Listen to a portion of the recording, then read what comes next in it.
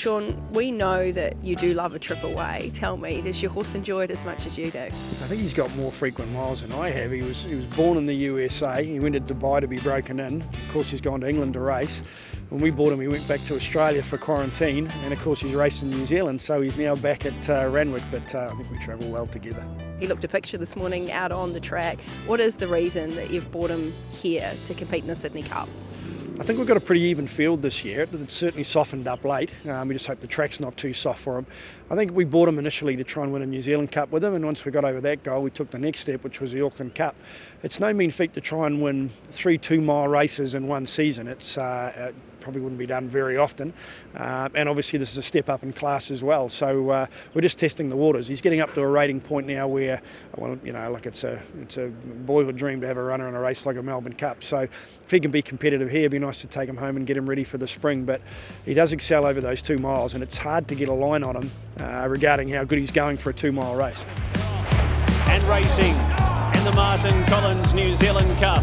It's Maharajaan, Nesteg half a length away, Nesteg a neck away, Maharajaan finding, Nesteg coming, but it's Maharajaan to win the New Zealand Cup. Maharajaan one at the neck. I've got to thank the clients who backed me to go up and buy them in England. You know, it takes a lot of support to get horses to do that, and I'm pleased he's put up a result for them. Gates open, they're off in the Barfoot and Thompson Auckland Cup of 2024. It's Maharajaan ranged out to good oil. Mark Twain arriving late, but Maharajaan, the New Zealand Cup winner, becomes the Auckland Cup winner. Just a dead set 2-miler. Just, you know, he's one of those horses that you know he's going to show up when it comes to 2 miles, you know. He's just that ultimate stayer. I think the booking of Tommy Marquard's a good one. He's very strong. He's not scared to get going on them early. He'll get him out of the barrier. He's going to need to get him out there from a wide gate and get somewhere involved. And he's an on-pace horse, so you know, and he does run the 2 miles out very strongly. So that's his edge over other horses. Tell me a little bit about the backstory with this horse. We have been seeing Australian trainers for some time going to the UK and purchasing tried horses and bringing them back to win staying races. What was the theory behind going and getting this guy? Frustration, to be honest. We'd never run her at Riccarton for the Guineas meeting in the Cup, and we didn't have anything good enough to go to Melbourne. And I've always wanted to go and see what Chris Waller and the Australians have been doing.